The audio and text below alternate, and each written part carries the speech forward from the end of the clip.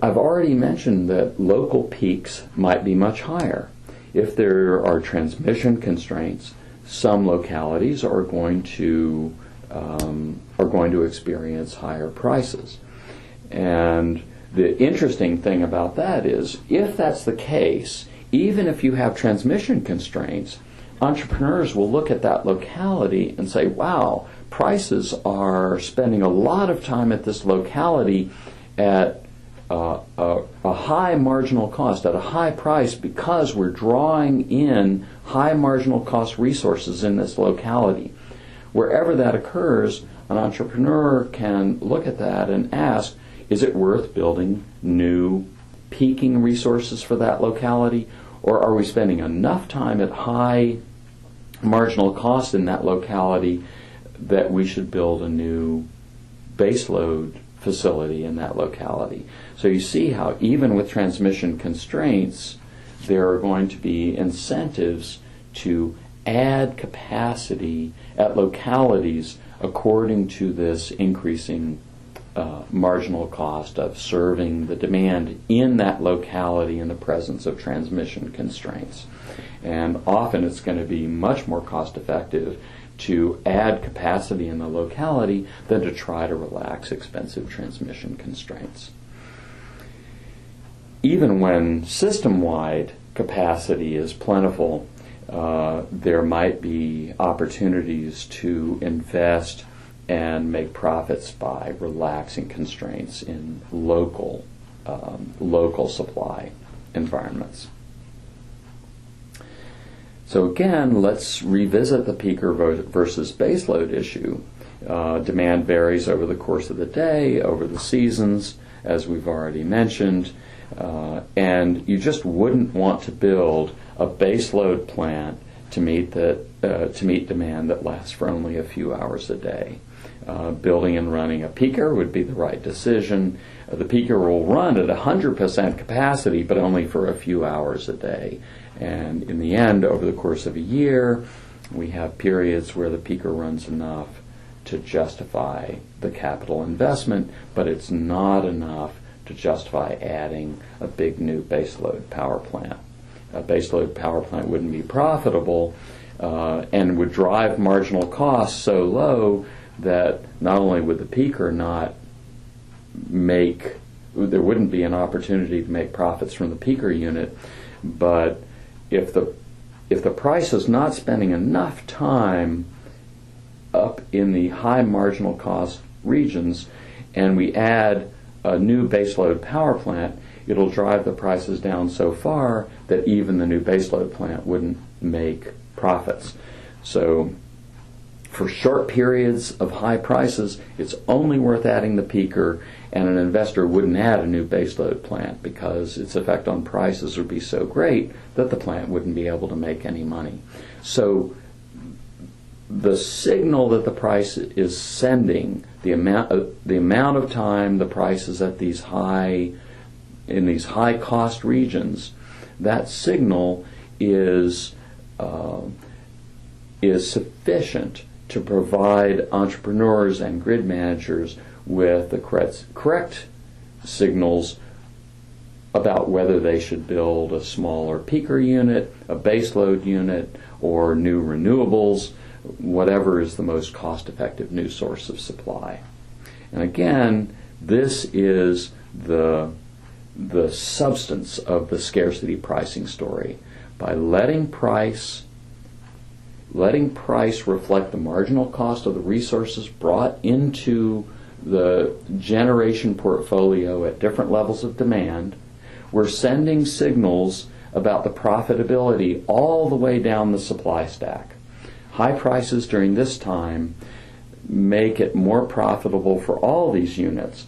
The shorter amount of time it spends at a high price, the smaller the new capacity you want to add. Okay, we're going to add a peaker unit. If we only spend a little bit of time up here, if we spend a lot of time up here, it would be worth expanding the supply stack by a large new baseload facility. Again, that's going to drive down the amount of time we spend at this very high price period. So a plant is worth building if the price will spend enough time above the levelized cost of energy to pay back the investment and make a normal rate of return for the investor.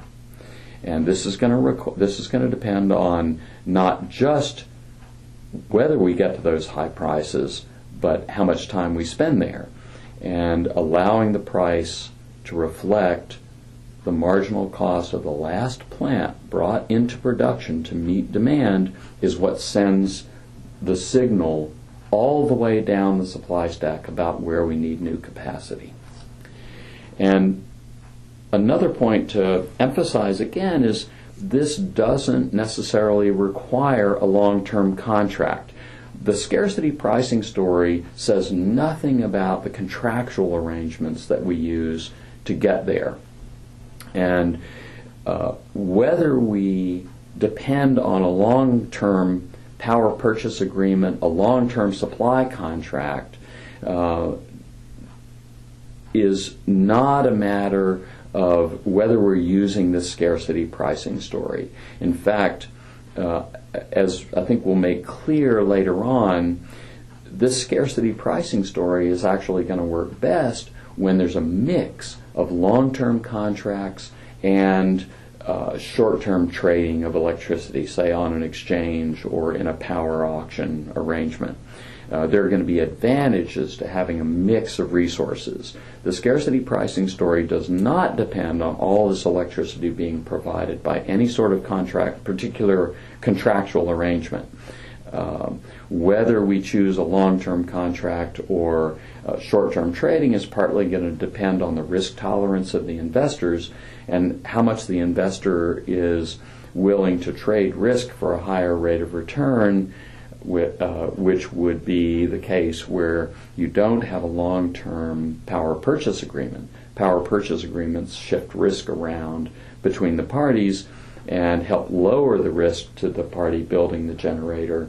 But in return for having lower risk, the entrepreneur has a lower rate of return on the investment as well. So we would expect that this scarcity pricing story can work with a variety of different kinds of contractual mechanisms for financing the power plants. And of course this is especially true for smaller types of generators, a moderately sized solar facility, a small peaker unit. These require fairly low absolute levels of capital investment that can be accomplished without the necessity of a long-term power purchase agreement. And so we can see that especially for smaller units, we would see some of this electricity being provided without long-term power purchase agreements, long-term contracts. Profits can be made by selling in the day-ahead market in the say the Indian Electricity Exchange, or if there were organized auction markets such as those in my region in the U.S. or in Europe and Japan.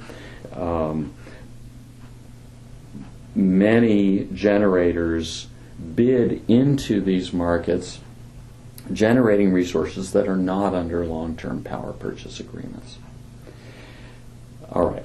So we've talked about the financial risk of investing without long-term contracts, but again, entrepreneurs will be trading off risk and rate of return. So, and some entrepreneurs will prefer a riskier investment with the higher return, and some the more steady return from an investment that's under a long-term power purchase agreement.